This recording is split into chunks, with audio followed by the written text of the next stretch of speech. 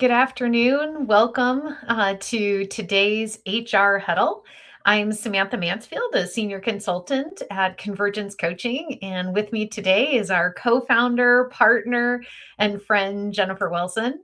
And we're thrilled for this opportunity to get to connect with you today, or if you're listening to a rebroadcast of this or the recording, we're thrilled that you're part of it.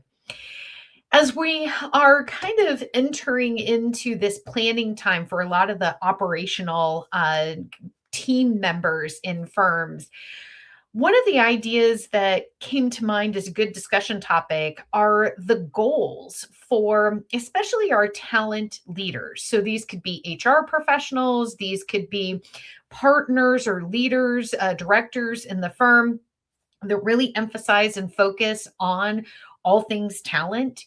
And what kind of goals could you be setting for the year? So many times, the goals in our business are very much driven around growth or revenue. And especially since the majority of the leaders that we're working with are thinking about service lines and revenue and what they need to, continue their progression in leadership, which obviously, or not obviously, but oftentimes has a component of that. And so it leaves a little less discussion maybe for our talent focused people and what kinds of goals could they have and making them not only tactical, but where do you start setting some strategic goals where you're having influence and impact on the firm? And so since the teams are starting to go heads down, this is such a great planning time for all of you. And we thought it may be a helpful discussion to start out here today. So Jen, anything you would add to that?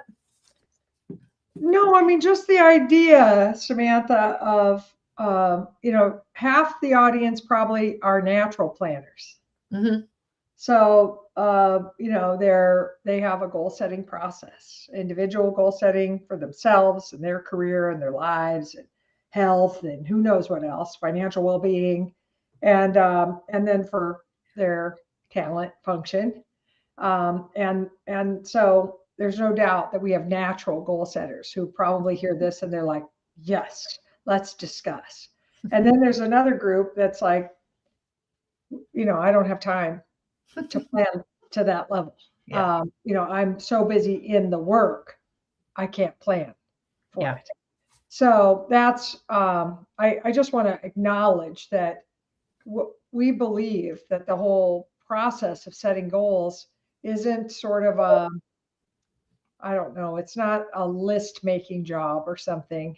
It's not only for structured list makers. It's a centering tool to Yes. allow us to sort of dream about what we would really like to, at the end of this year, say we did or Mhm. accomplished or caused. It's also a centering tool for our team. And Mhm. it's a centering tool with our leader, whoever manages us and manages our group, whether that's the managing partner, CEO, or whatever it may be, so that they agree on where we think we'd like to end up at the end of the year. And when we end up there, they don't say, well, oh gosh, I thought we were going to get this instead.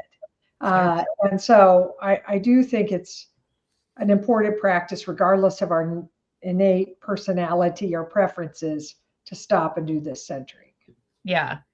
Well, and one thing that you just said is some people can avoid wanting to write goals, or maybe even not that they don't want to, but they get anxious about it because of what you just said. We get to the end of the year and maybe we didn't hit those goals. So if I didn't put it in writing, then maybe I don't have to have that conversation about, hey, we didn't quite make it there. And I understand that completely. I understand not wanting to feel like, we didn't cross the finish line or we didn't have that success and how that might make us feel. But I really want to punctuate what you were saying and what I was trying to emphasize too, which is goals really help us to center and focus. And in our day to day, we can get transactional so easily. So we can focus too much on all this execution that we need to do that focusing on that can take us off track of really what we see as the long-term opportunities or difference that you can make for the talent within your firm and quite frankly in the profession. When we think about what we all could be participating in to drive more people into the accounting talent pipeline, where does that fit in our strategy and in the goals that we set for the year? So I love how you were really just emphasizing that it's a focusing tool. So even if you feel like, oh, that's just not in me to write that all out, it really is intended to be that North Star for us for the year of what is the bigger picture, which can be so much more motivating and inspiring than centering on here's everything I need to execute for the year. Now, that might feel really good to scratch it off the list, but also when we think of that reward of the impact and the influence, that's what I would really encourage is think about your goals in what is that bigger picture and what is the grander effect that you can have for the team. Yes. And I have to confess, Samantha, when you suggested this topic for today, you had the word goals written, and you and I are using the word goals. And many people are like, goals? I don't want to talk about that. And it's not just because of a personality difference. It's a little like some of us are like, oh, brother, I learned goal setting years ago or whatever, like there's this whole, I don't know, there's poor goals. They have a bad rap, there's old stories about them. And so that's why I have been calling them like centering commitments and things like that. I'm not joking. It's a rebrand. I'm rebranding them. Well, it's totally silly, but people are like, yes, I need to be recentered. For crying out loud, please, help us narrow things down, right? So that's the thing. And we find in all of our operational departments inside firms, for all our operational leaders, they are essentially without the North Star, without the guiding, centering commitments, if you will. They are order takers, and they are at the whim of every single partner and every person who comes to them and says, I need this and I need that. Can you get me this report? And I think we should do this. And let's start up this on this campus. And all of a sudden, what we're not doing is running strategically. We're just running tactically. We're a mile wide, an inch deep. And then, at the end of every day and every week, a month, and at the end of 2026, we say, man, I worked my tail off. I did a lot of stuff. What changed?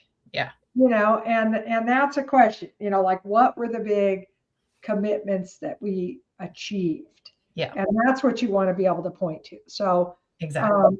And if I'm doing that for the talent function and I'm trying to pick my top 3 things, let's say I was just jotting some down. Yeah. Yes. Yeah, we wouldn't want to we wouldn't want you to pick more than 3. Mm-hmm. We almost everybody will hear us, and then they'll try to make the 3 really general, and then they'll put like 18 things under them or something. And we beg you not to do that. You can accomplish 1,000 things if you want, but just write down 3 centering commitments or goals, and make them decent sized, and significant difference makers. And how do you decide what to pick? Well, get your team involved. If you have a team, they have ideas. Look at where some of the biggest pain points you have in your practice are, also some of the biggest opportunities, whatever those might be. So things that are hurting you, hurting the firm, hurting a specific department or something. Sometimes it's cultural.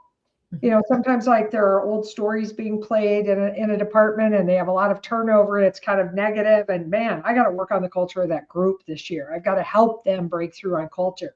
Yeah. So I'd ask my team, I'd get some input from my customers, my clients, my internal customers. A SWOT analysis is helpful. Keep, stop, start is super helpful. You could sit down and write all the things you want to keep doing, all the stuff you wish you could stop doing, and what you would start doing if you could make some more capacity. And that sometimes will point to these big ideas. so, there does need to be a little analysis. It doesn't have to be a boil the ocean analysis, but, a little back of the cocktail napkin analysis kind of thing. Pretty simple. And then, you pick three things. Now, I know I'm imagining, Samantha, that we're going to talk about what we might pick if we were in the talent function. And I'm going to just say the thing that I don't think cannot be on everybody's list. I think it has to be on everyone's list this year, and that's use of AI. I knew it was coming. Well, Yeah. you can pick it up from there. Oh, no, you're 100% right, Jen. And I think anybody who is involved in talent, where AI comes into this is one, is you're trying to pick your goals. So many firms, that's part of their objectives or their priorities for 2026 is beginning to identify how does the firm use artificial intelligence more. And so for talent leaders, there's a couple things that I think that you could do when you think about AI. And one is you could think about the tools that you as talent professionals could leverage. And there are some phenomenal ones out there, and we don't have time to do the deep dive into that today, but just know there's a ton out there that you could look at. The flip side is that you could also look at what is AI going to do with the way that new talent are learning? And when we think about talent in our firms using more artificial intelligence, it really changes the time span in which they are learning these different skills. It changes the structure in which that we can teach the skills that we need people to have. And so I know some HR leaders that absolutely is their focus is what's going to be the impact of AI on the way that we're going to develop our people and develop the skills. And so, what does that mean for the way that we start reorganizing the way that we do development and what that whole trajectory looks like? And I don't mean that whole trajectory to be intimidating, but we got to just start piloting and start talking to other professionals and start getting ideas. And that could be the goal for this year is just to start to figure out what that looks like and to pilot some different ideas. I love that, Samantha. And I think so I don't even know exactly all the pieces, and I don't think you could just have one massive AI goal and then like throw all these pieces under it, for instance. Yeah. But like one of my thoughts there is you hit on learning, the learning components and how it affects learning and what we're going to need to do to shift skills for the things that AI tools will replace and we won't be needed to do anymore. What will we pick up instead, which is so cool to think about. And so I love the learning piece. That's one big chunk.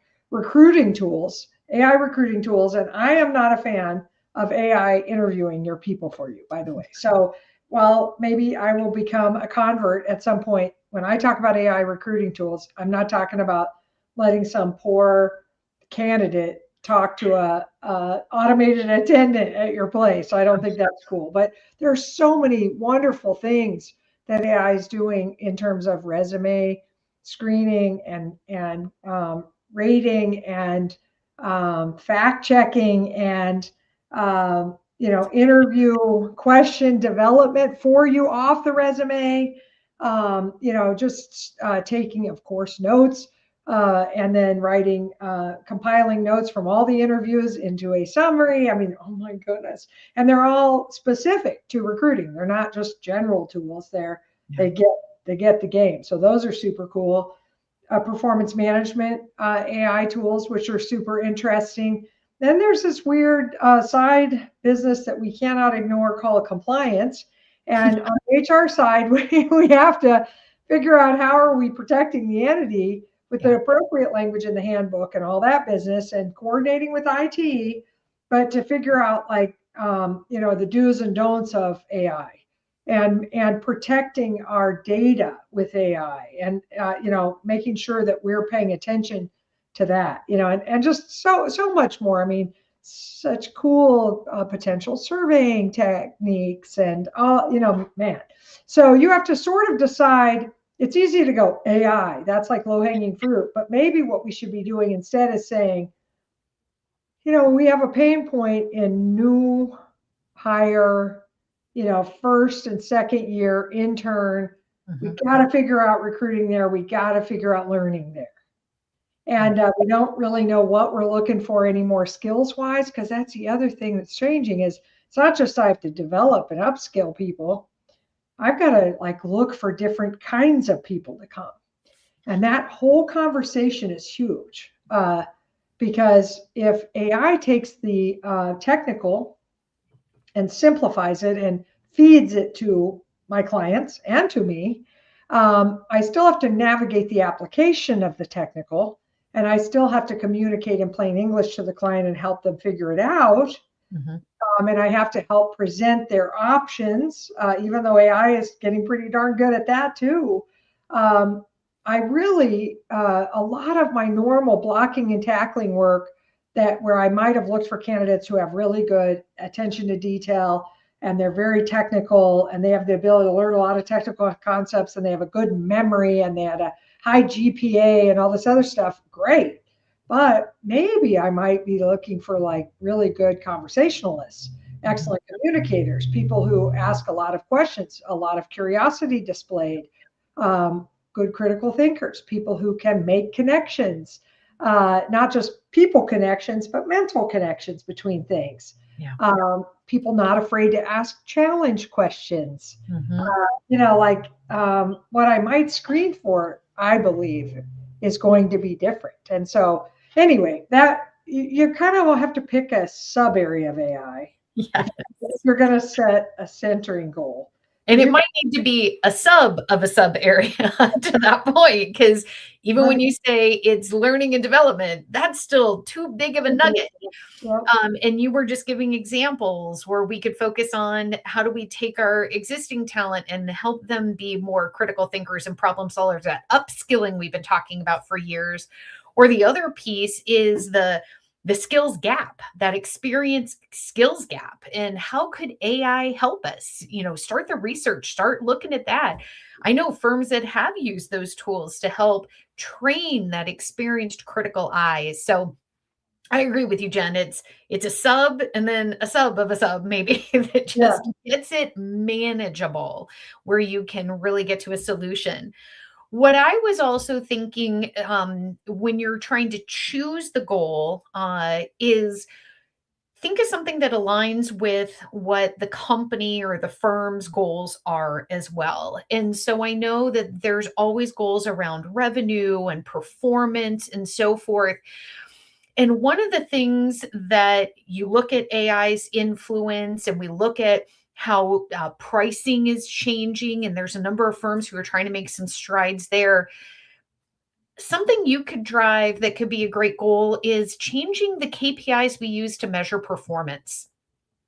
Because if we're trying to create more innovation, if we're trying to exercise some of those skills you just mentioned there, Jen, that starts to look different. And so we need to evaluate and use different KPIs to measure that performance. And that could be a wonderful thing to work on, because we still run into an awful lot of talent that are evaluated on realization and utilization and so forth. But then it builds in some contradictions to the very behaviors that we really want to get to. And what a wonderful, influential, impactful goal that you could work on, of how do we update really what the contribution of our talent is and what those KPIs look like. And so that was just another thought that I had that could be a great goal. I love that. I love it. And we're still like, just scratching the surface. Because an area that I think is connected to all of this is, who are our talent advisors being, and what are they going to do in 2026 in light of these changes coming to each of these people's jobs, potentially? And how are we going to guide our people? How are we going to make sure they don't feel afraid? and Mhm. that they feel empowered and that they are helping us figure it out, because Yeah. their hands are on the work and their ears and eyes are on the clients, and so they're going to really, I think, have a sense of what the shifts need to be. And so how can our talent advisors be kind of tasked? What sort of marching orders are they getting this year in light of this? And it might be mostly just learning, a listening tour of our talent, and really trying to, instead of tell them how we're going to do it, ask them what they think we need to do. That might be what I might do for one of my three things, is to make sure that people feel responsible for doing that. When we don't have career advisors or talent advisors, or whatever you call them, performance managers, some people might call them, whoever they are, that's supposed to be one-on-one with each person, tethering them to the place and helping them map their career. This is a really good time for a listening tour and a learning tour, and asking them, how are you using AI in your job so far? And what have you found? And how are you using it personally? And what do you picture happening to the work that we're doing? And because some people will be like, well, I went to a conference and I saw this demo, and they'll have a lot to share, and you can learn something right there from that one question. Mhm. So anyway, as a talent leader, sometimes I think we're like, yeah, hey, everybody, meet with your talent and let's be sure we connect with them during busy season. And but relationships are important, but we don't necessarily say, hey, you're about to touch every person we have in this place.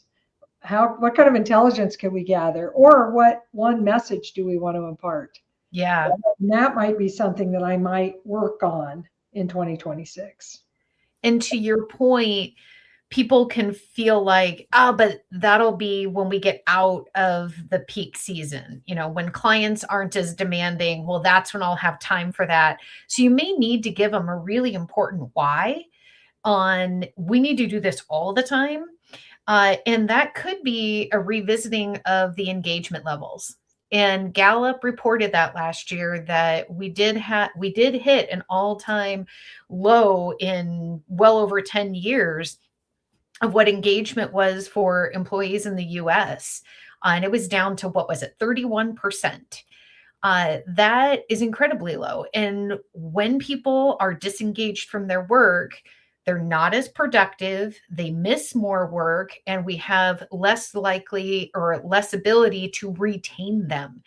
And that's a pretty big why for your leaders, to give a motivation on why that is important. And that is something that they need to put that investment in, not just push them to you. So I just wanted to reinforce the why, because as leaders, when you're trying to get more people to come in and join you on these initiatives, don't forget to give the why, and that needs to hit on what's in it for them. Yes, for sure. And we could go on and on. I mean that because there are other things like flexible career pathways, and there's a bunch of other things that we might consider as centering commitments if we were HR leaders at your firm. But the key is for you to just center up and figure out your top three. And I know Samantha and I speak for us both, that we would love to read them. Like if you ever felt like you wanted to share them with us in social or email them to us, or if you already have them and you're like, hey, I just wanted to tell you what they were because I wonder if you know anybody who's doing it or have any resources, we are here to help. We love this stuff. So please let us know what you end up doing. And we would love to celebrate with you, but also help you with any ideas that we might have. So, and we always appreciate this opportunity to process conversations in talent with you as our friends and audience. And we welcome any topical ideas you have, if you ever have Mhm. them. So thanks very much for joining us today. Thank you.